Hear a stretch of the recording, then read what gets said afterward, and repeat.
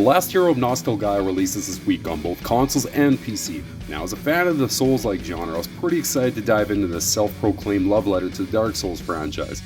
The satirical adventure does well, delivering just about everything that I've grown to love about the genre personally, but it also carries over things that many could do without as well.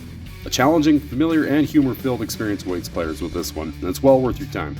The world of Nostalgaia is deteriorating, and it's up to a lone hero to save this enchanting video game-inspired world. Choosing from 5 different classes, players can set out on their journey, uncovering the lore and fragments through discovery and hunting down those responsible for the current events. The character customization's gotta be one of the most intricate systems I've seen in a game in a very long time. I mean, you can spend an hour or two easily modifying your hero and his physical form. I should also add that there's no fucking point whatsoever because you're a stickman, and no matter what you pick, nothing changes. This alone had me laughing pretty hard early on. A narrator tags along with players right off the start too, and makes it quite clear he just simply doesn't enjoy your presence or existence in general, dropping insults and more or less poking fun at the player the entire time. Now the gameplay elements are exactly what you'd expect from a Souls style, as they're supposed to be.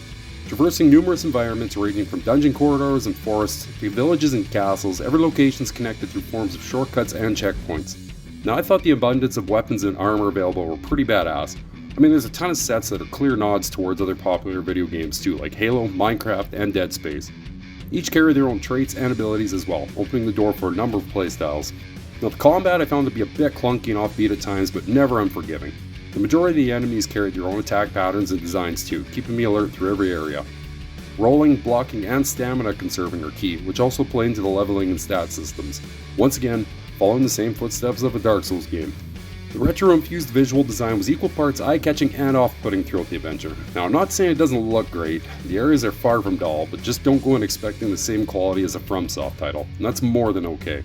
I did encounter a number of spots where major frame drops really messed with things, but they were spaced out far enough from one another that it was never a constant annoyance.